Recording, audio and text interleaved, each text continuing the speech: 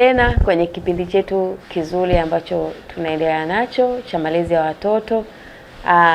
Kama tulivyoona kipindi cha nyuma, somo lililopita, tumeona kwamba tulikuwa tunaona namna neno la Mungu ambavyo linaelezea kuhusu mahusiano ya wazazi na watoto. Kwa hiyo baada ya kuona neno la Mungu linavyosema au Mungu anavyotuambia, leo wakati huu tena pia tunaenda kuendelea na tunaenda kuona faida za kuwa na mahusiano mazuri. Tutaenda kuona faida za kuwa na mahusiano mazuri kati ya wazazi na watoto, au kati ya baba na watoto, au kati ya mama na watoto. Tutaenda kuona faida. Faida ya kwanza ambayo tutaenda kuiona siku ya leo wakati huu ni upendo na usalama. Tutakapokuwa tuna mahusiano mazuri, sisi wazazi tutakapokuwa na mahusiano mazuri na watoto wetu, tutawafanya watoto wetu watakuwa wanasikia upendo na watakuwa salama. Atajihisi kupendwa na kuwa salama, hivyo anakuwa na kujiamini. Kwa sababu gani?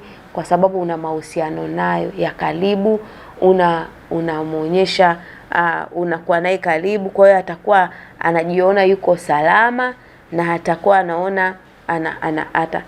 anaona atauhisi upendo wa familia. Kwa hiyo akihisi upendo wa familia, huyu mtoto anakuwa ni mtoto mwenye kujiamini, kwa sababu anaona anapendwa. Lakini pia faida nyingine ambayo tutaenda kuiona ni maendeleo ya kiakili. Familia inapokuwa na mahusiano mazuri, watoto wanapokuwa na mahusiano mazuri na wazazi wao, maendeleo ya kiakili, tunaona jinsi ambavyo maendeleo ya kiakili yanakuwa mazuri. Watoto wanakuwa wana akili nzuri. Kivipi? Mazungumzo na ushirikiano wa wazazi husaidia mtoto kuongea maarifa na stadi za kufikiri. Kwa sababu utakuwa kanao karibu, unazungumza nao, mnajifunza pamoja, watoto hao watakuwa kiakili. Na utaona jinsi ambavyo watoto wengine ambao ukiwa mwaminifu kuwa nao karibu, watoto wa namna hii wengi wanakomaa mapema. Yaani maendeleo yao ya akili inakuwa haraka, na wakati mwingine sio akili tu, wakati mwingine hata physical wanakuwa vizuri. Lakini hapa tunazungumzia kuhusu akili. Utakuta ni mtoto mdogo, labda ana miaka 2, 3 au 4, lakini ukimwangalia, kwa sababu ana mahusiano mazuri na wazazi wake, namna wanavyowasiliana, namna anavyoongea na wazazi wake, namna anavyoshirikiana nao, unaona kabisa yule mtoto anajifunza, unaona ana ukomavu. Kuna watoto wanakomaa mapema kiakili kwa sababu ya nini? Ya mahusiano mazuri na wazazi wao, na mahusiano mazuri kati ya baba na mama, namna wanavyowasiliana na kushirikiana. Kwa hiyo inasaidia kwamba maendeleo ya kiakili ya mtoto yanakuwa vizuri. Lakini pia faida nyingine ya mahusiano mazuri ya wazazi na watoto ni maadili na nidhamu. Mzazi unapokuwa karibu na mtoto wako, utajua tabia yake na utamsaidia. Lakini usipopata muda wa kuwa naye karibu, huwezi kumfahamu mtoto. Na ndipo mara nyingi ambapo tunaona wazazi wengi wanaanza kuja kuwalaumu watoto wao wameshakuwa wakubwa, kwamba mtoto ana tabia fulani, au wakati mwingine hata anaweza akaambiwa na watu kwa sababu yeye haiko naye karibu. Lakini wale watu ambao wako karibu na mtoto wake, watakapomfikishia taarifa au ujumbe fulani kuhusu yeye, kuhusu watoto wake, utaona kabisa kwamba anaweza kakataa. Kwa sababu gani? Hana mahusiano mazuri na watoto wake. Naona. Kwa hiyo ni vizuri tuwe ni vizuri pia tunapokuwa hapa, ni vizuri kwamba tuwe na mahusiano ya karibu na watoto wetu kwa ajili ya nini? Ya maadili na nidhamu. Watoto watajifunza maadili na nidhamu. Wewe kama mzazi utaona maisha ya mtoto wako, utaona tabia yake, utaona udhaifu wake. Kwa utakapokuwa unaona udhaifu wa mtoto, utamsaidia utagundua kwamba mtoto wangu yeye ana tabia ya kusema uongo, labda anapokuwa na hofia kwamba hapa amekosea atachapwa fimbo, labda ni mwoga wa fimbo. Kwa sababu ya uoga wa fimbo unamfanya mtoto wangu aweze kusema uongo. Kwa kama mzazi utajua na utamsaidia. Lakini pia unaweza ukajua kwamba mtoto wangu ni mtoto mwenye hofu, au wakati mwingine watu wengine wanavyomuelezea tofauti, wewe unaweza ukawa unamjua vizuri zaidi. Kwa hiyo ni vizuri kuwa na mahusiano ya karibu na watoto wetu ili tuweze kuwasaidia katika maadili na nidhamu. Wazazi hufundisha watoto mema na kuwaongoza kwenye maamuzi sahihi. Kwa hiyo wewe mzazi ni mtu sahihi wa kumsaidia mtoto wako kumuongoza kwenye maamuzi sahihi. Unamfundisha na kumuongoza kwenye maamuzi sahihi. Kwa hiyo ni kati ya mojawapo tunaona faida ya kuwa na mahusiano ya karibu na nini na watoto wetu. Lakini nyingine pia tunaweza kuona mawasiliano mazuri. Mnapokuwa mko karibu, mnaweza kuwasiliana vizuri. Mtoto anaweza kueleza hisia zake. Watoto hujifunza kwa kuzungumza, kueleza hisia zao na kusikiliza wengine. Kwa mnapokuwa karibu kati ya wazazi na watoto, unaweza kuona hisia za watoto wako. Unaweza pia kuona hisia za namna ambavyo wanaweza kujielezea, wanakuwa na uwezo wa kujielezea. Au kuwa wawazi mbele yako katika jambo lolote ambalo wanakuwa wamekabiliana nalo, kwa sababu mna mawasiliano mazuri. Kama mzazi ukiwa mkali, kama mzazi hauna namna nzuri ya kuweka mawasiliano kati ya mtoto na mzazi, unakuta mtoto anashindwa, anakuwa hana ujasiri wa kukufuata na kukuelezea anapitia changamoto gani. Lakini kwa sababu akigundua kwamba wewe mama ni mtu msikivu au baba ni mtu msikivu, nikienda kumweleza haja yangu au jambo langu, tatizo fulani ninalolipitia au changamoto fulani ninayoipitia, unaona kabisa hapo tunaona kwamba mtoto anakuwa na ujasiri, anakufuata na anaweza kueleza hisia zake kwamba baba, leo mimi ninapitia changamoto fulani, mama, leo mimi kuna jambo fulani nimepitia. Na anaweza kuwa muwazi kukuambia kila kitu, kwa sababu mmejenga mawasiliano mazuri, mnawasiliana vizuri, mnahusiana vizuri, hawezi kukuficha kitu. Lakini kama mtoto anakuja kwako, labda kabla hajajieleza tayari umeshasema ondoka hapa, au unamgombeza au unatoa maneno makali, yule mtoto hawezi kuja kukuelezea chochote. Atakuwa anakaa na siri. Kuna watoto wengine ni wakimya, mpaka aje kukueleza kisi jambo lako anasubiri aone kwamba utulivu wako. Kuna watoto wengine hawapendi ugomvi, ni watu wenye amani. Kwa anajua kwamba nikienda kumueleza mzazi wangu hili jambo, labda kutatokea shida fulani, kutakuwa kuna ugomvi, labda mama atanichapa au atafanya jambo fulani. Kwa anaona ni bora akae kimya. Lakini ukiwa na mawasiliano naye ya karibu na unamjua mtoto wako kwamba huyu mtoto wangu ni mkimya, sio ni mtoto ambaye anaongea sana vitu vyake. Kwa hiyo itakusaidia wewe mzazi kuwa karibu naye na kumsaidia na kumuuliza maswali, na utajua kitu gani kinamsumbua. Lakini kuna watoto wengine pia wachangamfu zaidi, lakini utamjuaje? Utamjua mpaka utakapokuwa karibu naye, yale mawasiliano naye unayokuwa naye.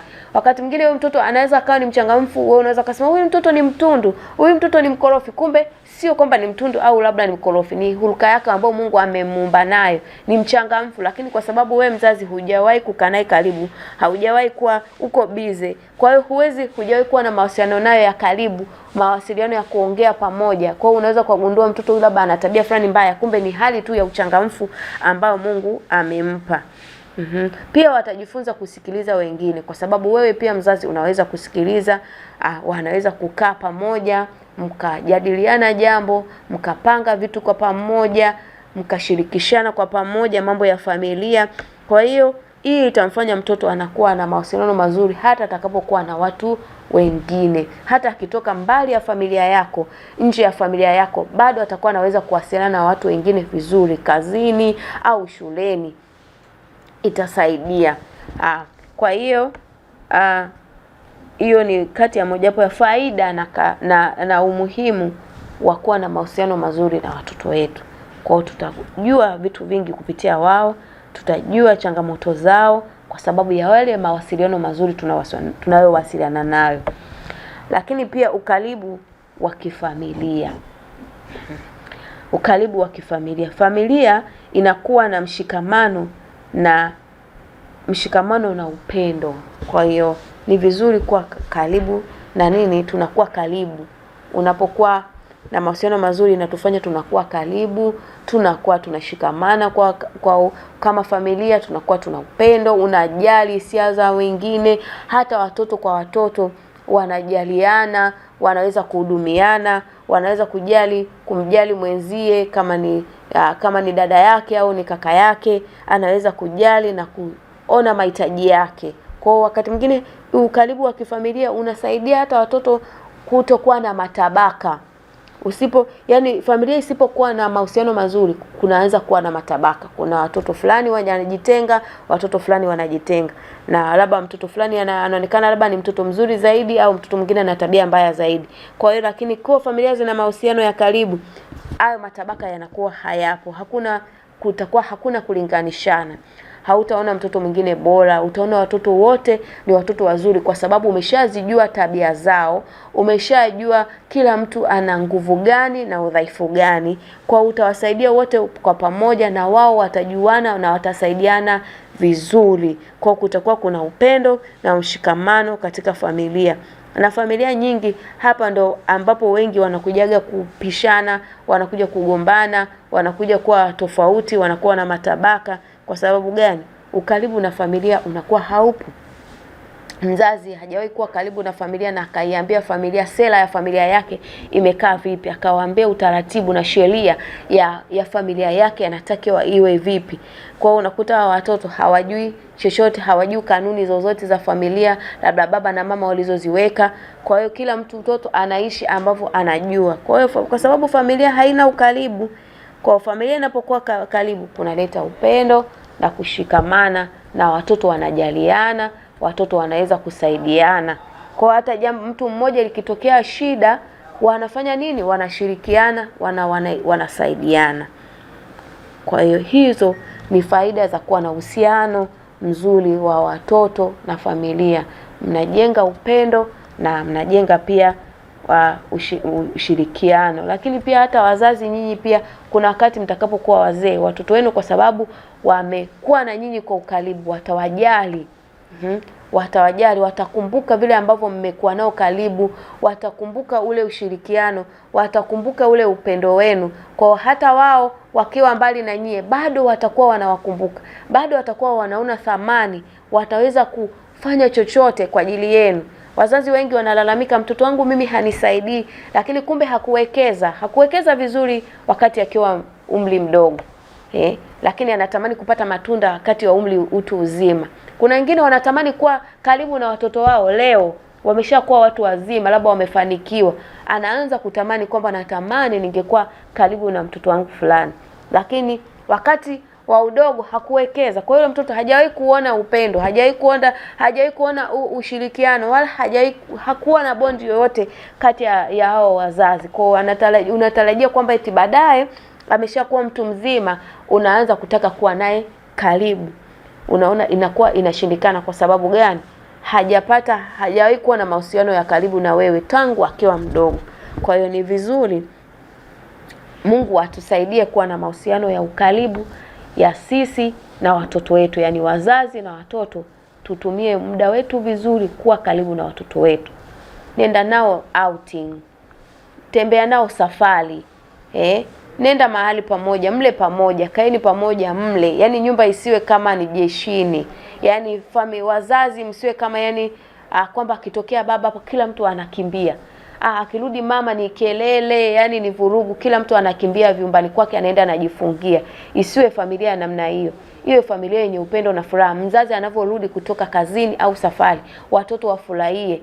Au baba anavorudi kutoka kazini au safari, watoto wafurahie kwamba leo baba amerudi. Kutakuwa kuna vitu vizuri tutajifunza, tutaongea, tutapiga story, nitamshirikisha baba yangu vitu mbalimbali. Kwa hiyo ni vizuri kuwa na mahusiano mazuri ya familia. Yanajenga, yanatufanya tunakuwa na akili, watoto wanakuwa na akili njema, lakini pia maadili na nidhamu kwa watoto yanaongezeka. Watoto watajifunza, na ukaribu wa kifamilia pia kutakuwa kuna upendo na usalama. Na kwa kwenda kumalizia, naenda kuzitaja hasara za kuwa na kutokuwa na mahusiano ya karibu na watoto wetu. Upweke, tunaona hapa upweke na kukosa msaada wa kihisia. Kwa utakapokuwa mbali na watoto wako, watoto wanakuwa na upweke na wanakuwa wana shida kihisia. Kwa sababu msaada wa kihisia unakosekana. Ndio hapa unaweza kuona mtoto anaanza kutafuta namna ya kujiponya, namna ya kujisaidia, namna ya kuona kwamba sasa huu upweke na utafuta kwa namna gani. Anaanza kutumia njia ambazo si sahihi. Na kama ni mtoto mdogo zaidi, utaona anaanza kuangalia TV muda mrefu, anajifungia ndani, anatumia mitandao ya kijamii, huku anaenda kujifunza vitu vibaya. Na tunavyoona sasa hivi watoto wengi wako sana kwenye mitandao ya kijamii, inafika mahali mpaka kuna vitu wanakuwa addicted, na kuna hasara nyingi ambazo zinatokea sana mtoto anapokuwa muda mwingi yuko kwenye mitandao. Alafu pia mtoto hukua kiakili akiona kuwa kwamba mtu hana mtu wa kushirikiana nayo na matatizo yake.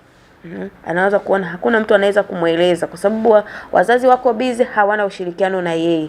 Tabia zisizofaa, mtoto anaanza kuwa na tabia zisizofaa kwa sababu yuko mwenyewe na anajilea mwenyewe. Kwa hiyo anaanza kuwa na tabia zisizofaa bila hana muongozo wa karibu wa wazazi. Mtoto anaweza kuiga tabia za marafiki au jamii, kwa sababu yuko mwenyewe, hana ushirikiano na familia yake, familia imemweka mbali. Lakini pia tunaona hasara nyingine, kukosa maadili. Mtoto anakosa misingi wa maadili wa kifamilia, jambo linaloweza kuathiri maisha yake ya baadaye. Kwa mtoto anakosa maadili kwa sababu hakuna mtu anayeweza kumueleza. Hasikii kwamba kuna mtu anayekumkataza. Yaani yeye anaishi yeye kama yeye.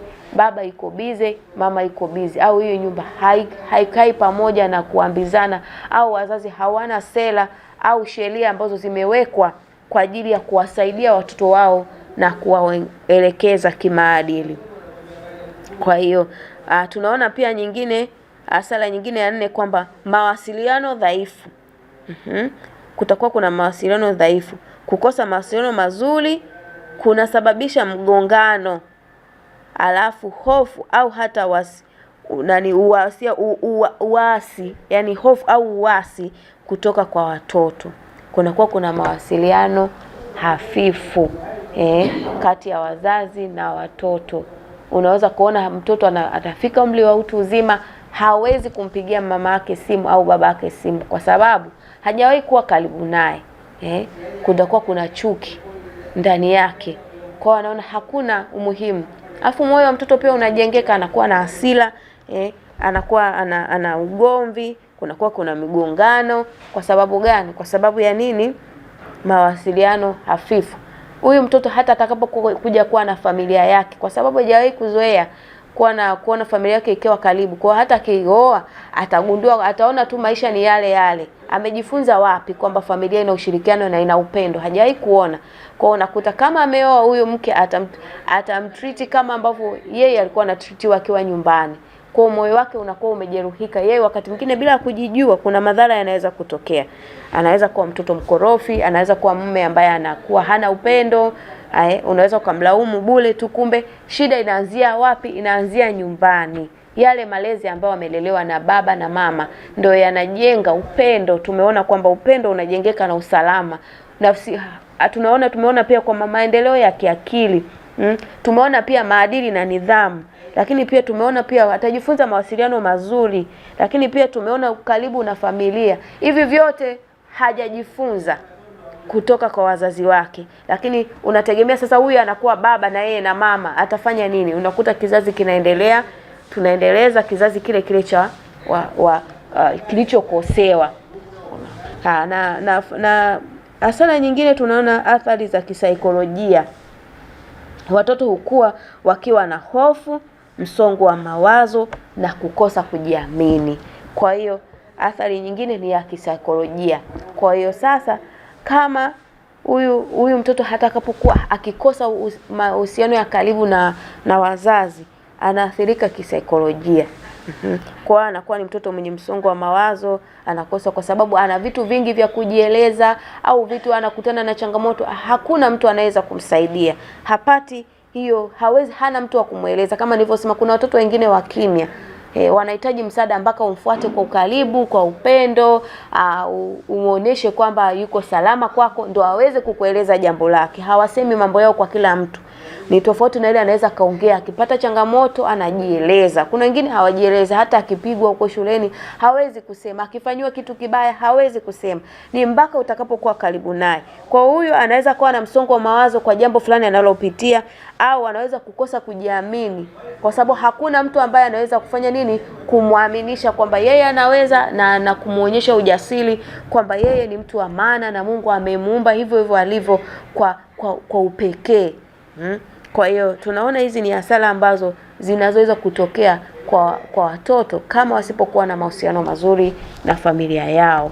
Kwa kwenda kuhitimisha, naenda kumalizia kitu cha kunoti ambacho tunaweza kujifunza kwa ujumla katika hizi kanuni na faida ya uhusiano mzuri wa watoto, wazazi na watoto. Kitu gani tunaweza kuona ambacho cha ujumla?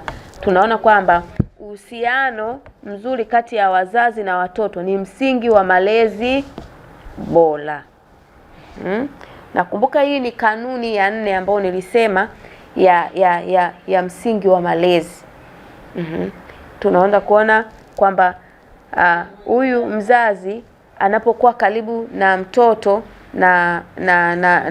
mzazi na mtoto wanapokuwa karibu au wanapokuwa na mahusiano mazuri, tunaona kwamba ni sehemu ya malezi bora.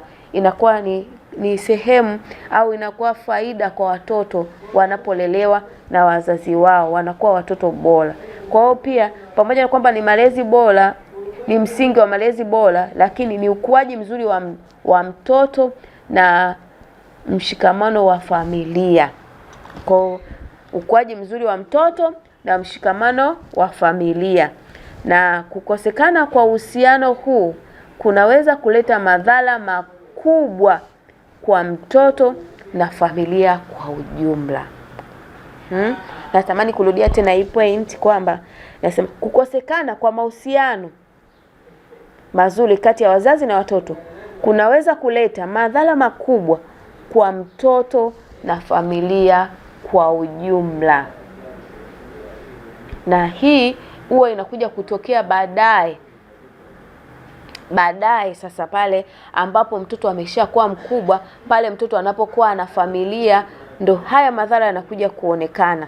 Na nimesema kwamba unakuta mtoto huku familia ambao hawajawahi kuwa na ushirikiano mzuri kati ya baba, wazazi na watoto, wasipokuwa na mahusiano mazuri, tunaona kwamba kuna vitu ambavyo athari zetu tuzoziona. Athari mojawapo ya kisaikolojia ambao unakuta mtoto sasa anakuwa mkubwa, anakuwa hajawahi kupata upendo.